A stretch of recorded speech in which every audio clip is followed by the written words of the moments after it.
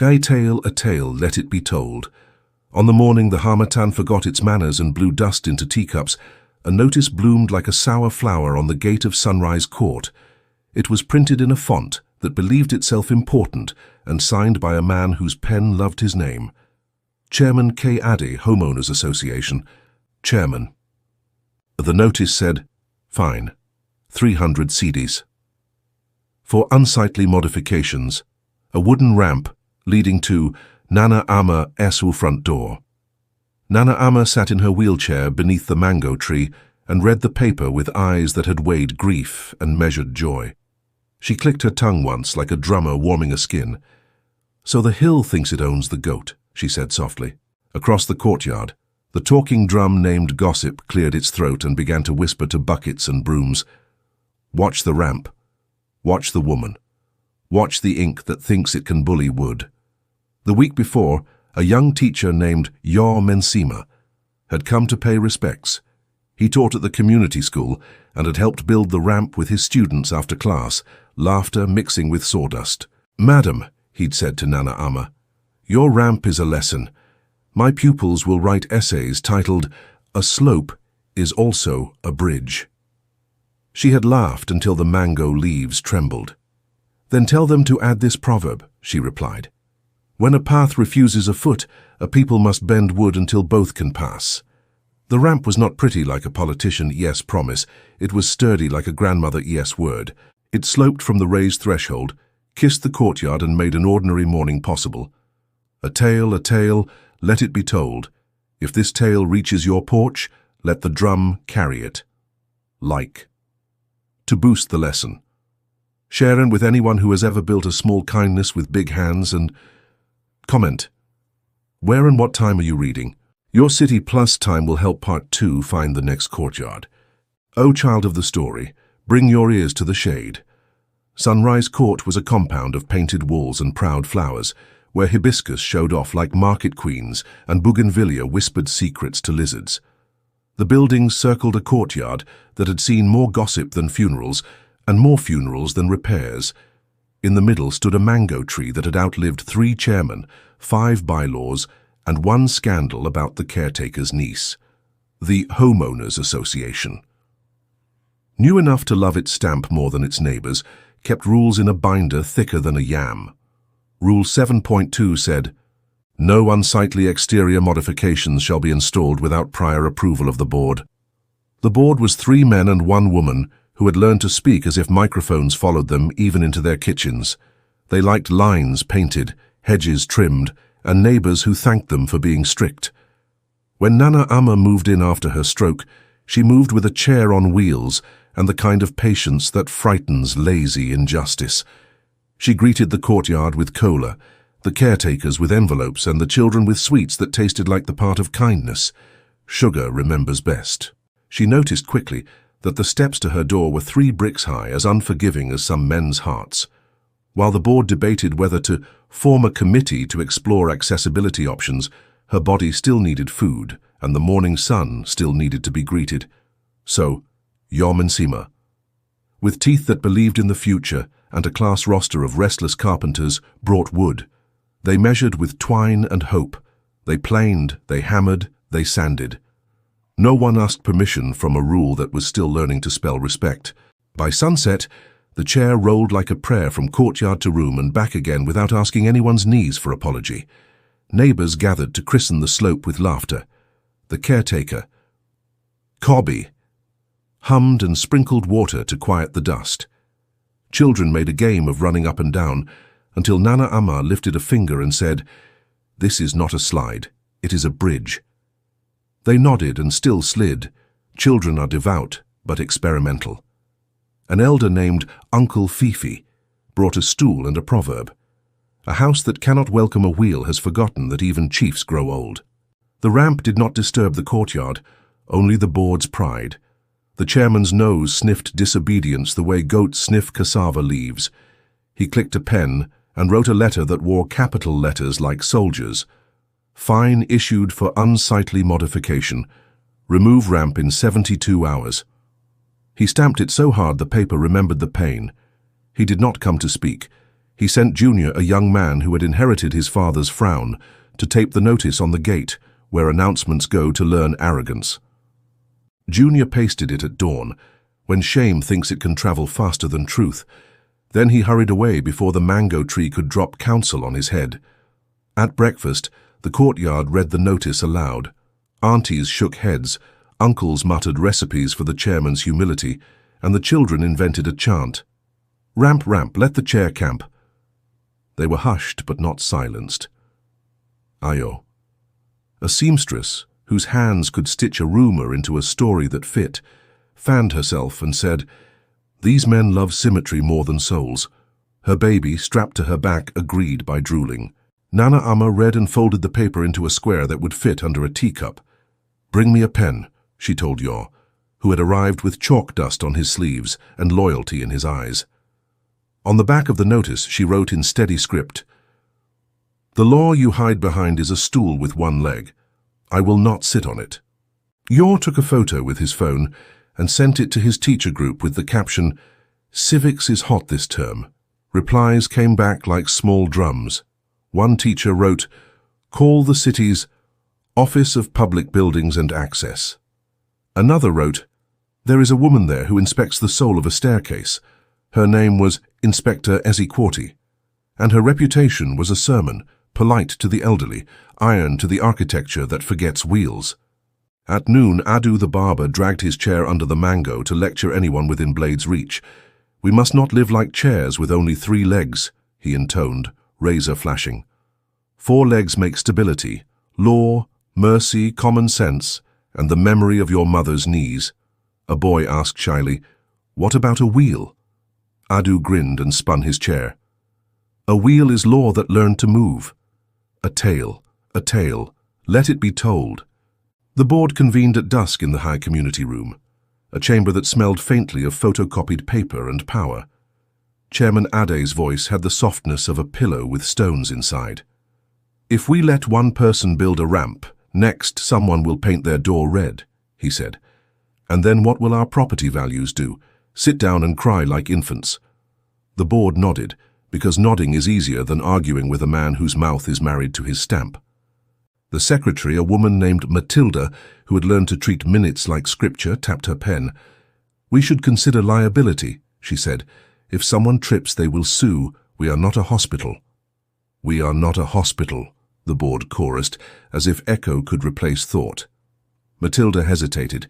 She had a grandmother whose knees had begun to whisper about retirement, but she had also been trained to smell deviation like smoke. "We should enforce Rule 7.2, she concluded, "or the whole house will become a swarm of exceptions." They voted. "Fine stands," the minutes wrote, proud of their verbs. That night, wind played with curtains. The ramp slept. Nana Amma slept. The courtyard did not. It whispered the way a river whispers when a dam makes foolish promises. The drum named Gossip practiced a faster rhythm. By morning, the story had put on shoes.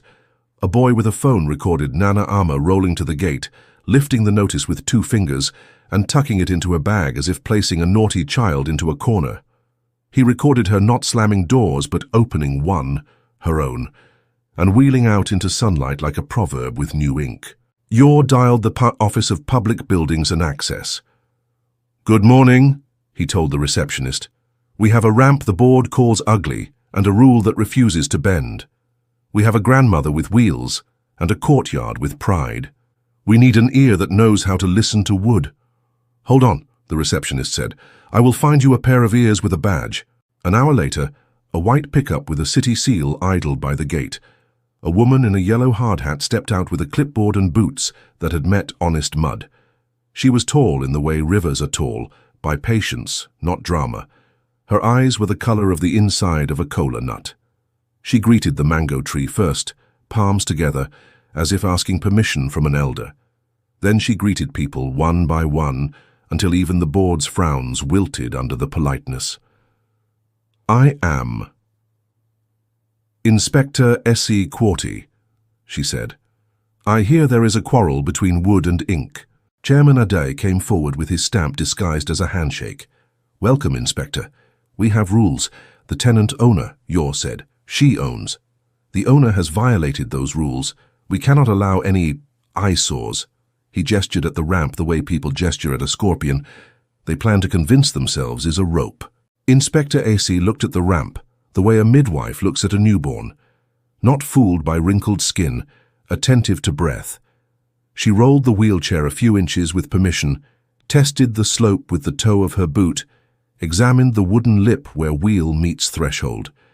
She measured with a tape that did not waste time. She wrote numbers down like a teacher grading kinetic arithmetic. Nana Amma wheeled to her side. "Welcome, daughter," she said. "This is my leg that the carpenter made." Essie smiled. "And a fine leg," she murmured. "It will walk you to your pepper soup." A small crowd gathered, because crowds are the first responders to new information.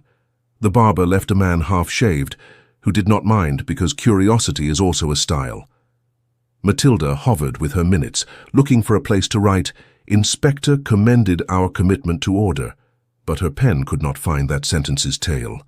EC looked up. "Who is responsible for the fine?" Chairman Adai lifted his hand. His ring flashed as if to endorse him. EC nodded. "Good. You will sit on the bench under the mango while I read." He frowned. "Why?" "Because the shade is wiser than your temper," she said pleasantly. He opened his mouth to protest, then found that his legs already knew where the bench was. He sat. Junior hovered like a fly, trying to decide whether to be loyal or late. Essie unrolled a printed copy of the Accessibility and Public Accommodation Ordinance, a city law that had learned to speak with fewer commas and more future.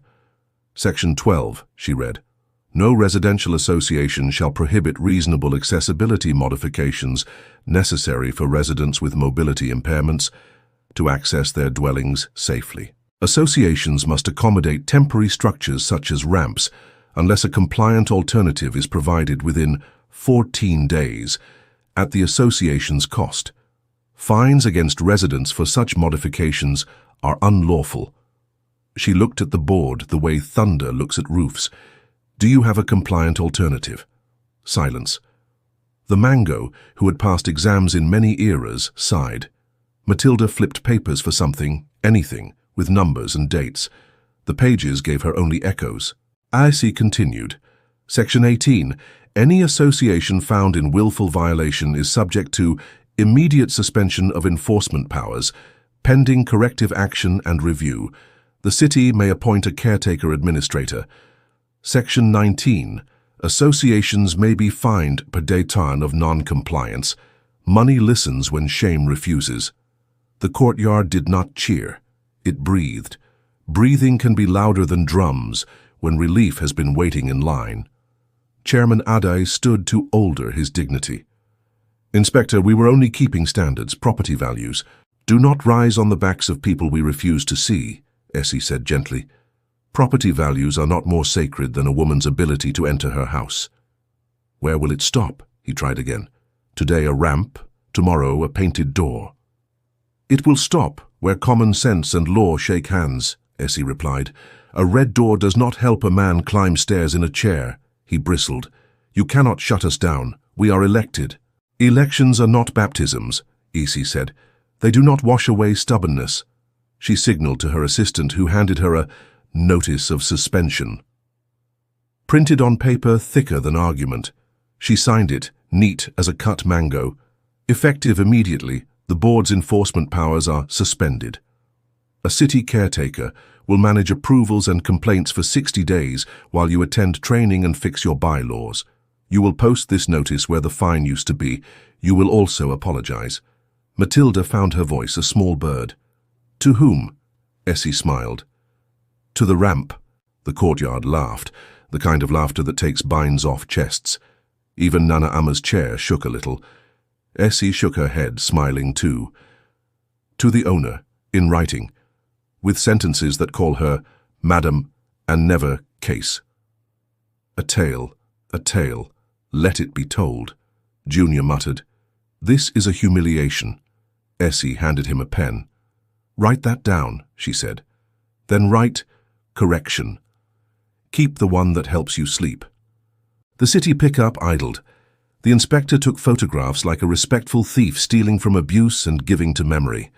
She measured again, not because she doubted the ramp, but because details are how you win arguments that refuse to die. She spoke softly to Nana Ama about edges and varnish, and where to add a grip strip. "Let wood teach us to be better," she said. "Not assume it is already perfect because it is on our side." Nana Ama pressed her palm to Isi's forearm briefly. "You came with law and left dignity and change," she said. "Laws are only drums," Essie replied. "People make the music." She left with the promise to return on market day with a themed training run for the whole association, board, caretakers, cleaners, neighbors, all. "Bring your ears," she said. "Bring your pride. We will teach them to sit together without fighting." When the pickup turned the corner, the courtyard shook off its held breath. Children danced on the ramp the way climates change, cautiously at first, then boldly. Yor sent a new text to his teacher group. "Civics is now a cooking course. We will serve humble pie." The barber finished shaving the patient who had grown a philosophical beard during the proceedings. Adu whispered, "Your face is clean. Our rules will be too." Under the mango, Chairman Ade stared at this notice of suspension. Until the letters learned to swim. Matilda wrote a draft apology in her head and tried not to fill it with "but." Junior rehearsed a strategic sulk and found it unsatisfying. Ayo the seamstress threaded a needle with red and decided to make the notice a proper frame so it would not blow away too easily. The drum named Gossip changed its rhythm. It sounded like a gate opening, a tale, let it be told. Let it. The training, the bench, and the bylaws that learned to kneel. 2 days later, market day rolled in with its own traffic. Tomatoes arguing with peppers, dried fish telling jokes that beg for water, plantain coils flirting with oil. The courtyard of Sunrise Court wore a new sign by the gate. City Caretaker Administration in effect. See notice. Underneath hung a hand-painted banner that Ayo stitched at midnight. "Welcome, Inspector Isai, bring your ears, leave your pride." Someone, likely the barber, had added in chalk, "Bring cola too." The training was gathered like rain, slowly then all at once.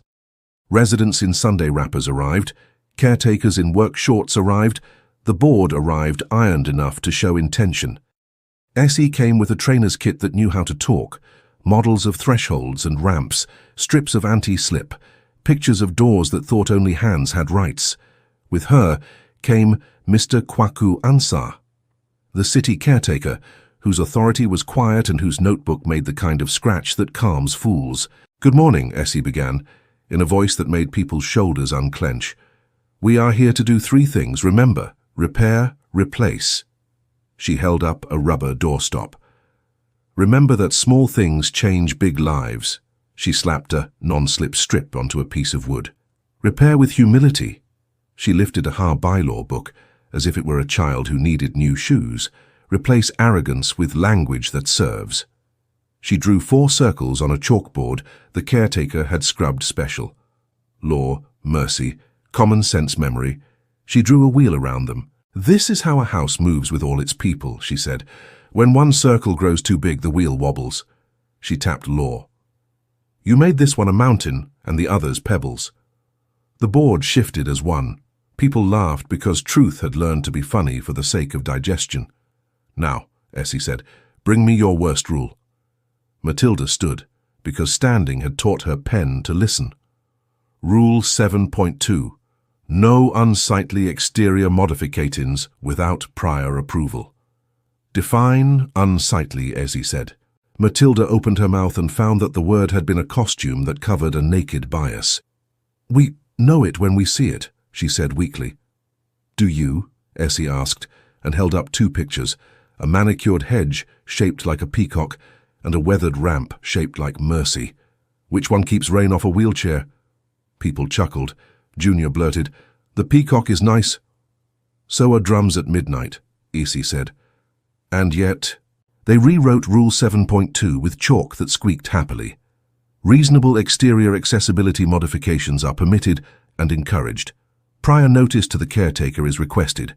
Approval shall not be unreasonably withheld. Add enforcement teeth, Mr. Answer murmured. Say, if the association prefers an alternative design, it must propose and pay for it within 14 days. Matilda wrote, slower than usual because speed is a cousin of stubbornness. AC turned to Biwa liability. You fear being sued? She smiled. Good. Fear ignorance more. She showed a diagram. Threshold lip, 1.3 mun, ramp slope, 1.12. Handrail height, 90 cm. Numbers are how we respect bodies we do not inhabit. She explained how a ramp adds value, the kind that does not show in glossy brochures but appears in longevity. Your property values are not goats. Stop tying them to hedges. Tie them to the question, can my mother visit me when her knees retire? The barber nodded, proud to be prematurely quoted. Yaw brought his students and set up a chi mock threshold. They cut wood. They sanded edges. They applied strips like a prayer stolen from a toolbox. Children took turns in Nana Ama's spare chair, she had insisted, and wheeled over bumps with gasps and giggles. "I.e., this hill is small but proud," one boy shouted, and a grandmother offered him toffee for his accuracy. Ayo, the seamstress, passed around pouches. She had sewn for door openers, little fabric loops that make handles friendly to fingers that have argued with time. First 5 free, she announced. After that, pay with stories. EC invited the caretaker's cure to speak. Cobby raised a hand, rough with bleach. Madam, we clean. We are told to make things look nice. We do not know if nice means hard. The board likes symmetry. We like sleeping at night. Symmetry without mercy is how rulers lose their teeth, Essie said. We will give you a checklist. It will say, is there a chair in a courtyard? Then ask where the slope is. If there is none, write it. If the board says no, call my office. I like calls that smell like usefulness. People laughed. The board did not. Then they did because relief can be contagious when leadership allows it. After lunch, banku and groundnut soup, because revolution needs protein, EC led a pea walkthrough. She pointed at low sills like they were gossip ready to trip a queen. She admired a widower's handrail as if it were a poem. She scolded a slippery tile by the laundry room. She taught the courtyard to see its own dangers with new eyes. At Nana Ama's door she kneaded the ramp with her boot. We will add a metal edge here, she said. Wood is generous, but metal remembers stress. Yaw nodded, scribbled. Children volunteered to bring bottle caps for screws, because children believe bottle caps empower everything. Then came the circle of apologies. Essie stood in the shade and called names the way drummers call dancers. Chairman Ade. He stepped forward, swallowed his ring and spoke. Madam Nana Ama, he said slowly, I am sorry for fining your legs. I am sorry for thinking beauty is a hedge. I will sign the new rule. I will sit on the bench when I forget. His voice tripped, then found its feet. Secretary Matilda. She took a breath. I am sorry my minutes forgot mercy. I will write new sentences that the old women in my family would not spit out. Junior. He looked at his shoes, whose first language was bravado. I am sorry I taped the paper at dawn. I thought speed was efficiency. Now I think speed can be cowardice. The courtyard murmured approval, the way soup murmurs when the salt finally arrives. Essie turned to Nana Ama. Madame, for your part. Nana Ama raised a hand. I accept, she said, on one condition. Name it. Essie smiled, because she liked women who turned acceptance into instruction. You will help me build a bench on by the mango, Nana Ama said. On it carve. A slope is also a bridge. Anyone who forgets will sit and read until they remember. Done, Essie said immediately. Mr. Answer wrote it down as if the city collected proverbs as taxes. They built it that very week. Kwabena the mason found a plank that had been waiting in the sun for its destiny. He planed it until it sighed, sanded it until it remembered its tree, and carved the letters with a chisel that could write its name. They oiled it with she until the wood shone like a forearm after work. At the unveiling, the drum named Gossip thumped a rhythm that made even Matilda's hips remember adolescence. The bench wore a thin ribbon of kente that Nana Ama cut with a pair of scissors older than Junior's temper. Sit, she told the children, and read until your feet itch to help someone climb. They sat and read as if letters were ground nuts. The bylaws travelled to the city office for review. EC's team sent them back with red lines that looked like stern auntie's lipstick. Remove unsightly, add accessibility coordinator. Amina from Bulk B got the role because she could make tea and sense at once.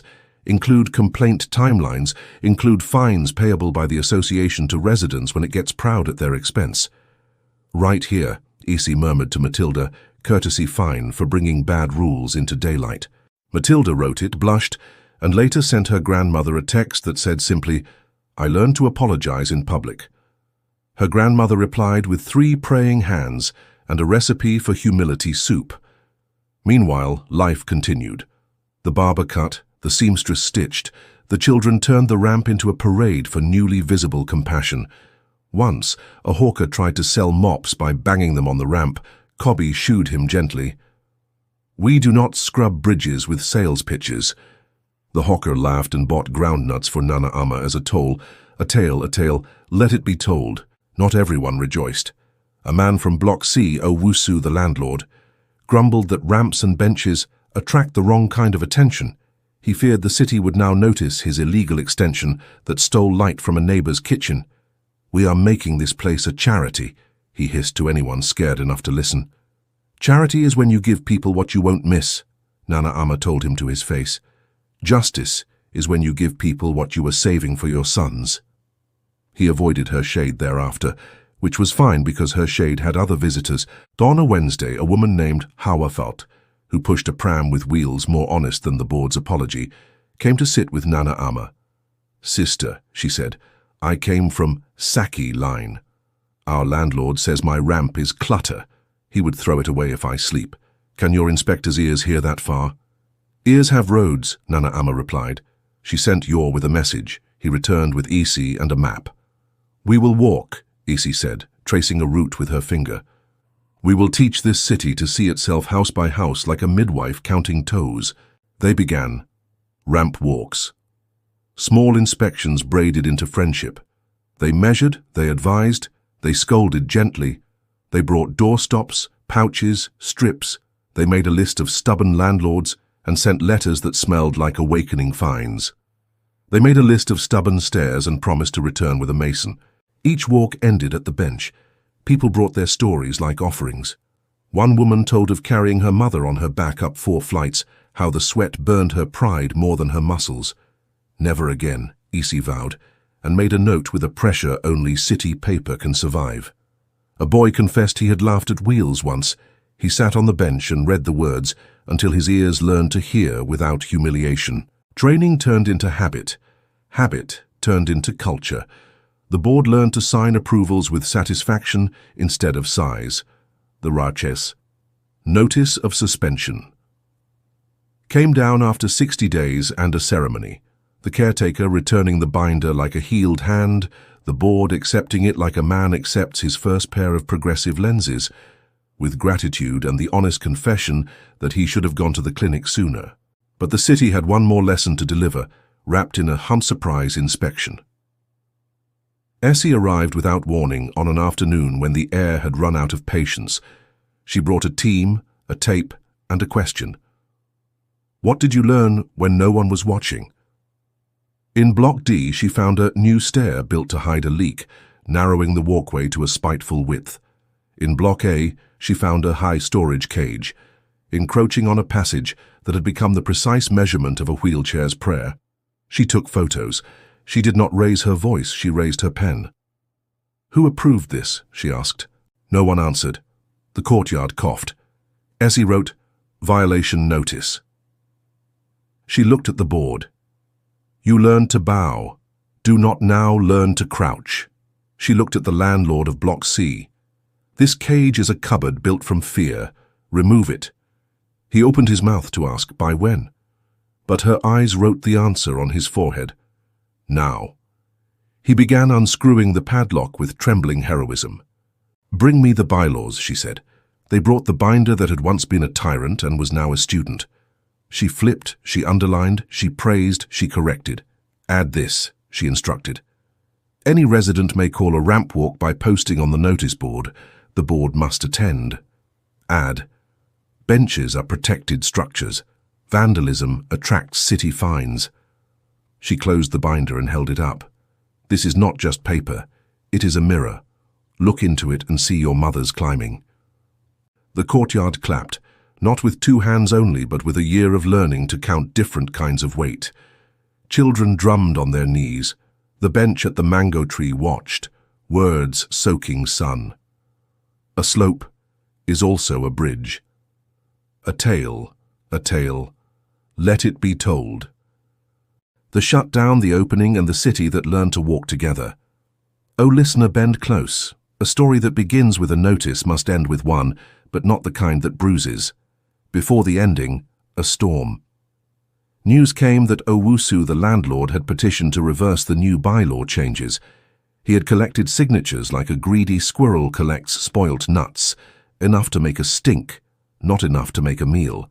He argued the board was captured by sentiment, and that accessibility encourages laziness. The words wore suits, but their shoes were mud. The petition reached the city. Essie brought it to the T-Purs, public hearing, with a face that did not hide tiredness. "We will hear," she said, "and we will remember." The hall filled, Sunrise Court residents, other HOAs, tenants from far wards, landlords who like their money but not their mirrors, elders who carry fairness in their pockets. Nana Ama arrived with a small army of aunties and her ramp, strapped to a trolley like a proud allegation. The chairman of the hearing, a slim man with spectacles large enough to see both past and future, called the first speaker. "Owusu," he said, "the floor is yours." Owusu cleared his throat with a sound like a door not oiled in the season of rain. "Honorable panel," he began, "these new rules are excessive. Property rights are fragile birds. If you let ramps breed, soon we will have chaos. Stairs are the backbone of architecture. Must we break our backs for every wheel?" The hall murmured. An elder muttered, "A man who wants to cross a river without wetting his feet will learn to call water an enemy." Essie stood next. "Honorable panel," she said, "the city's ordinance is clear. We did not invent compassion last week. We simply taught associations to read. We ask you to affirm the suspension power for HOAs that practice stubbornness, and to give us leave to shut down enforcement altogether where a pattern of willful non-compliance puts citizens at risk." Her voice did not shout. It carried like a drum you trust. She called witnesses. Yor spoke of students whose essays turned into door measurements and then into summer jobs fitting railings. The barber spoke of the day he sat on the bench for snapping at a boy and how the wood educated his mouth. A nurse testified that since the ramp, Nana Ama's blood pressure behaved like a citizen. A woman from Saki Line cried the dry tears of someone too dehydrated for drama and said, "The day we built a ramp, my mother stopped being furniture." Then they wheeled Nana Ama to the table. The hall held its breath the way a field holds its breath before rain. She placed her hand on the microphone as if baptizing it. "My ramp," she said, "is a sermon about tomorrow. All of you who think your stairs will never betray you have never watched your toes forget the alphabet." Laughter, then quiet, then the kind of silence that chooses to learn. She continued, "We do not ask to lower standards. We ask to raise them to the height of a handrail and the width of a chair. We ask that benches like mine be written into city memory. We ask that men who think benches are decoration be made to sit until the thought changes." She smiled at Owusu, not with acid, but with cumin. "Sir, when your knees introduce themselves to humility, we will lend you our wood." The panel whispered to one another, papers kissing like careful lovers. The chair lifted his spectacles like a curtain. "Decision," he said. "The city will affirm its ordinance. Where an HOA demonstrates repeated contempt for accessibility, the city will shut down its enforcement powers for a term of 6 months and appoint a caretaker. We further establish the Fiun Bench Protection Clause. Approved benches with public proverbs are declared civic fixtures. Vandalize them and you will pay fines big enough to reforest your shame." A low cheer rose, respectful as rain on zinc. Owusu made a sound that could have been a cough or a curse. Either way, It left his mouth and did not return to comfort him. The board of Sunrise Court exhaled a year's worth of tightness. Acey relaxed her shoulders a centimetre, which for that woman is like most people taking a week off. 2 days later, Acey came to Sunrise Court with 2 notices. The first, stamped and sealed. Petition denied. Bylaws affirmed. The second, on softer paper that smelled faintly of shea and printer drum. Bench registered as civic fixture. She handed the second to Nana Ama as if giving her the naming of a child. "Your bench is now a citizen," she said. "It can vote against foolishness." A band of children drummed on plastic buckets. The barber danced as if he had been summoned to make a fool of his stamina. Ao held up the seamstress pouches like flags. Junior tried to look appropriately chastened and succeeded halfway, which is a good start for young men with proud shoulders. Then came the shutdown that the headline had promised. Not at Sunrise Court, but at Golden View Residences, a slick complex that hid its meanness behind mirrors. Their board had ignored 3 violation notices, laughed at 2 trainings, and charged fines the size of arrogance to a widower who placed a removable ramp under his door. Essie arrived with a team and a city lawyer whose smile could sand wood. "By authority," she said, posting the notice where even mirrors must read, "The HOA's enforcement is shut down. A caretaker will approve all works. All fines collected for accessibility are to be returned in her 7 days more with apologies. Failure will birth penalties." Residents peered through glass like fish in a tank that have learned there is an ocean. Sunrise Court watched the video on Yours phone under the mango and hummed like a hive. "The city has learned to kneel for the right people," Io said softly, "and to make the proud kneel without breaking their knees." A tale, let it be told. Life went on. The ramp grew old gracefully, receiving oil like a gossip receives secrets, regularly with discernment. The bench wore fingerprints like praise. Visitors sat and read the proverb when the sun told them to be quiet.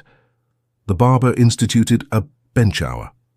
On Fridays, whoever had been harsh had to sit and tell a story of when they had been weak and were helped. Men discovered tears they had stored for drought. Women discovered laughter that did not ask for permission.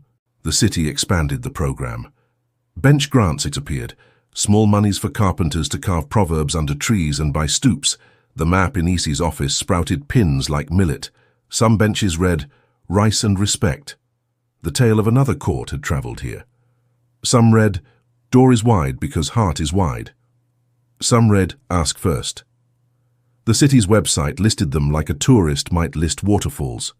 People began to take bench walks. On Sundays, leaving church with stomachs full of doctrine and filling their eyes with policy made wood. One day a girl in a red dress stood on the bench by the mango and recited from memory, "A slope is also a bridge." Her voice was clear in the way water is clear when you stop washing your sins in it. She finished and asked, "Can I be an inspector?" Acey, who had been pretending to be an ordinary passerby, stepped forward and handed her a small tape measure. "Start," she said. "Measure your father's stubbornness, then your school's stairs, then come to my office and measure my patience." The courtyard laughed, then applauded, then understood something new about government. Owusu? He prospered unwillingly. He discovered tenants who stayed longer because their mothers could visit. He discovered that a ramp is cheaper than vacancy. He wrote a letter to the city asking for a bench grant at his other property and titled it Investment in Civic Fixtures, because men love to name goodness as strategy if that helps them do it. Essie approved, but wrote in the margin, "Do not call people fixtures." At year's end, Sunrise Court held a festival of small things. They decorated the ramp with kente strips, they oiled the bench, they cooked waki until spoons begged for truce. Mr. Ansar handed the board back their full powers with a short speech that made pride sit without sulking. "You were shut down not to make you small," he said, "but to teach you shape. Use this shape to shelter those who taught you." A letter arrived from the mayor inked on thick paper that made the barber say indecent things about budgets. It was addressed to Madam Nana Ama, Keeper of Bridges. It thanked her for activating the city's conscience with patient wood. It invited her to sit on a civic advisory council on access, which she accepted after asking whether meetings would involve biscuits. They would. On her first day at City Hall, Nana Ama wheeled into a room where maps decorated the walls like chessboards. She touched each map with the respect one gives to instruments. "Where will we draw ramps next?" she asked. Essie pointed. They spent an afternoon planning mercy with rulers. Back at Sunrise Court, the bench was full, children reading, lovers whispering, an elder tracing the letters with his thumb to memorize the feeling. The barber plucked a string on a borrowed guitar. Ayo hypnotized a row of stubborn zippers. The drum named Gossip had learned a softer rhythm. It still gossiped, but now it preferred stories that taught daughters to be steel without becoming knives. As the son walked home, Yor brought a new student draft to Nana Ama, an essay titled "When a City Learns to Walk Together." It began, "Some ramps are wood, some are laws, the best are both."